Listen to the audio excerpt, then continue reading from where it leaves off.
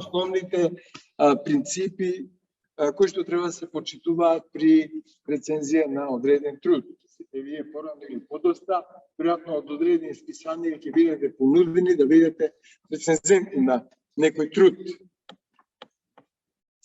И ова моја презентација на англиски јазик, како што во 2019 година планираме да имаме учесници од амбасадата на Америка, кои можеби не знаат доволно македонски, па за да се приближиме и кон нив, па така ги задржам јас за да презентациите на англиски мој, а зборувам македонски да дадеме димензија малку и во тој правец.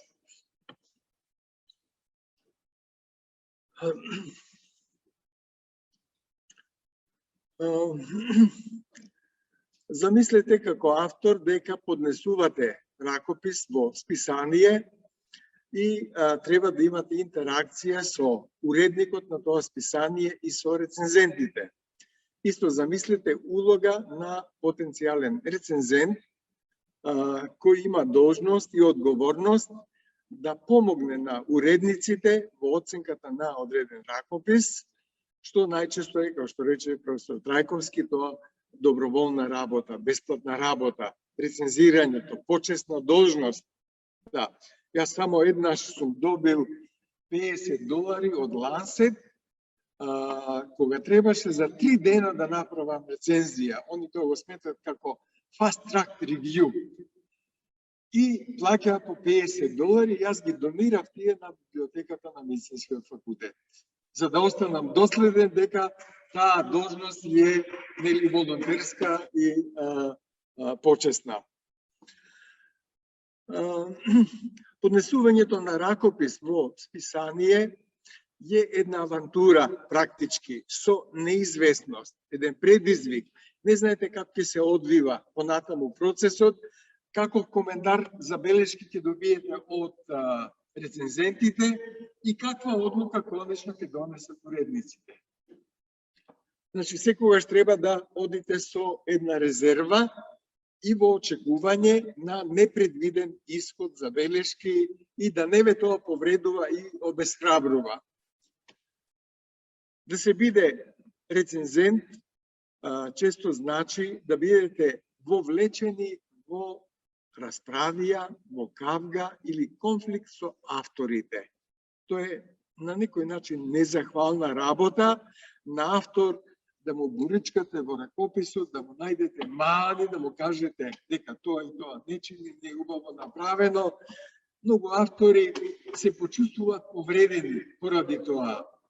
И ако знаат кој е рецензентот, заземаат негативен став, непријателство, оно што ме рече и професор Трајковски. Ако сакате да се создаете непријатели, бидете главен уредник на списание. Тоа исто важи и за рецензент. Ако авторот го знае рецензентот. Токму затоа многу списанија приоѓаат кон слепи рецензии, blind review, кога за авторите не е познат рецензентот кој што го рецензира. Меѓутоа во мала држава кој што е Македонија, ние сите се знаеме во која област е стручна, како размислува, што може да коментира, на кој начин да оцени одреден труд, така да многу лесно авторот може да претпостави кој бил рецензентот на неговиот труд. Некои списанија применуваат и double blind review, двојно слепа рецензија, кога ниту рецензентот знае кои се авторите, се иземаат имињата на авторите од трудот, само трудот со наслов се испраќа за рецензијата, ниту пак авторите знаат кој е рецензентот.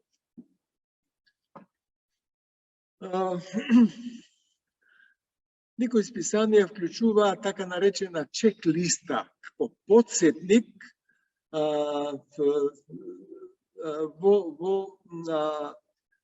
инструкциите за авторите. Ако списанието има чек-листа, таа треба да се следи. Ако не, треба да се почитуваат следните правила. Да се напише пропратно писмо или cover letter, кое мора да содржи податоци, декларација, дека трудот е оригинален, дека главните наоди, нели, произлегуваат од извршено истражување и дека трудот не е понуден на друго место за рецензија и за објавување, што е неетички, нели, за тоа детално зборуваше професорот Трајковски. Ако се објави и во друго списание истовремено или за краток временски период, тоа е двојна публикација, redundant publication, double publication, duplicative publication. Авторите треба да, нели, искажат конфликт на интереси ако постои, имаат право да препорачат одредени рецензенти или да побарат исклучување, изземање на одредени рецензенти ако постои конфликт на интерес. Меѓутоа, не секогаш пак уредниците го почитуваат тоа. Нивно неприкосновено право е да оценат дали ќе почитуваат препораката од авторот за рецензент или тие ќе пратат. Па дури некојаш може да се случи, ако авторот посочи да не биде некој рецензент, уредникот токму тој да го ангажира за да добие, така да речеме, tough review, тврдо или негативна рецензија, што исто така не е коректно, нели? Сите се луѓе и уредници и рецензенти, секој може да биде и суетен и да погреши и тенденциозен. Меѓутоа основно е, нели, да има ориентација за честен етички пристап во било која постапка. Ако се интерпретираат табели, графикони од објавен труд, треба да се добие согласност од авторите на таквиот труд. Океј, рековме за свесна согласност од пациенти за учество во одредено истражување.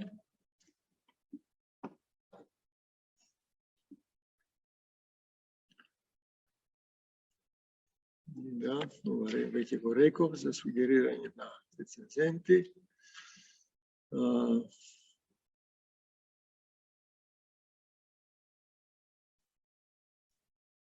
Доколку авторот сугерира некој стручњак да биде рецензент, треба да достави и негови контактни информации, рече имейл адреса, за да може уредниците да го контактираат да побарат рецензија.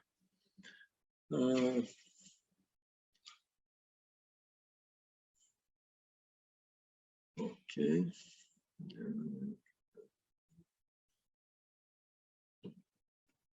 Некои списанија даваат право на авторите да предложат до 2 preferred reviewers и 2 non-preferred reviewers.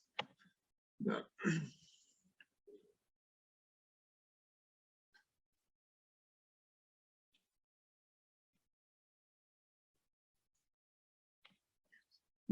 Колку едно списание е на повисоко ниво, толку има повисока стапка на одбиени ракописи.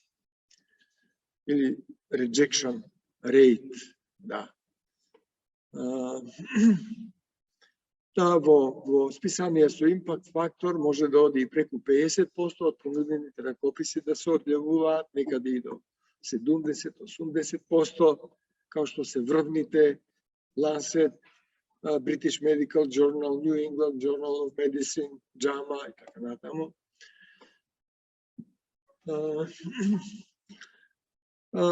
Уредникот има право при првото читање на трудот, што е доставен за објавување, да оцени дали заслужува тој труд да го пушти во рецензија или автоматски да го одбие.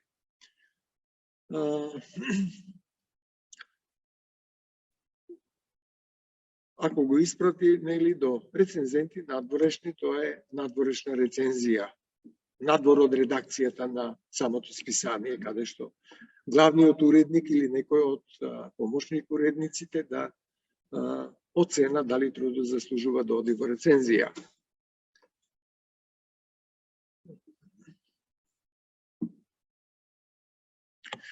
Рековме, рецензентите му помагаат на главниот уредник и на уредувачкиот одбор да одлучи дали трудот ги задоволува критериумите, дали додава нешто ново, дали е интересен нели за читачката публика на тоа списание и дали заслужува да се објави.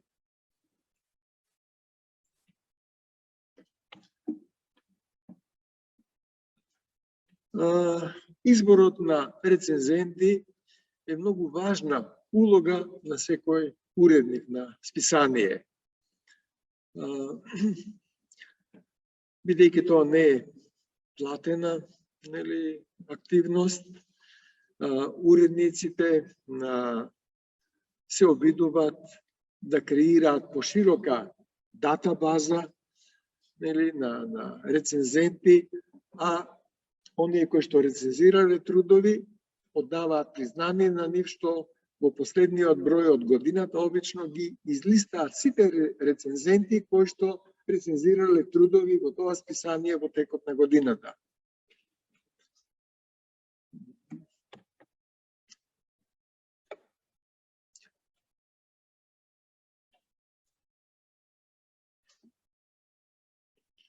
Добро, тука нема правило, нели, кои се подобри рецензенти. Некоја студија покажала дека помлади рецензенти на возраст помало од 40 години има тенденција да продуцираат многу солидни рецензии.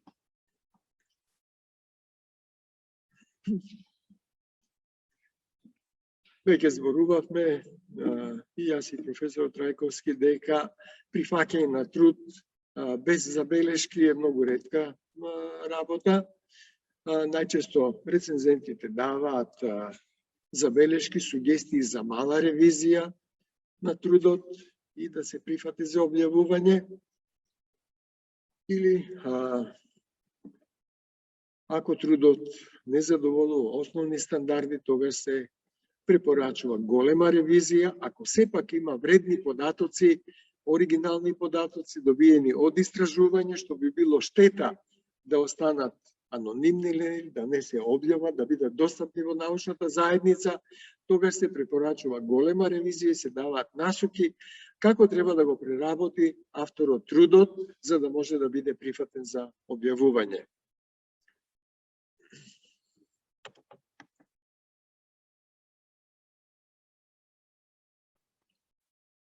Да, многу е важно